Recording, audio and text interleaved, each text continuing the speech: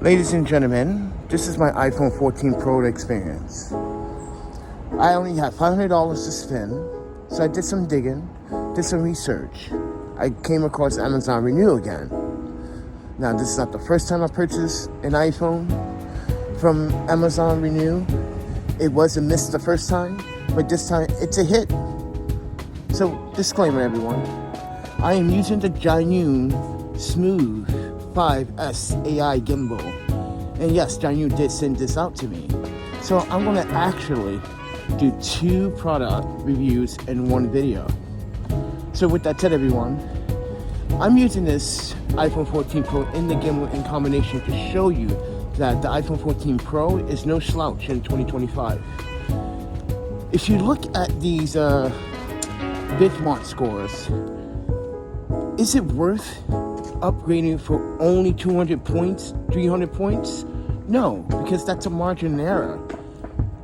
So what I mean by margin error is like, hey, let's say you buy a newer phone that got 10, 11,000 benchmark score in the GPU. That's when I can say that's worth the upgrade. But when you have a margin error of like only 200 points, 300 points, it kinda is not worth the upgrade. Now, here's the caveat. The caveat is the Lightning port on the iPhone 14 Pro. That is the issue.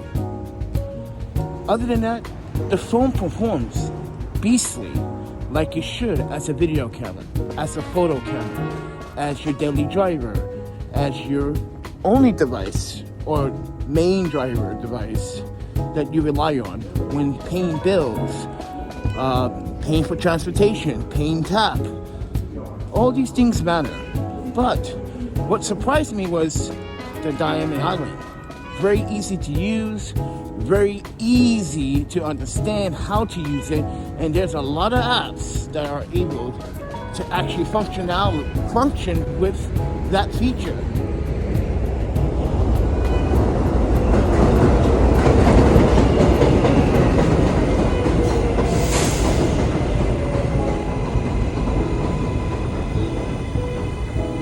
So with that said everyone,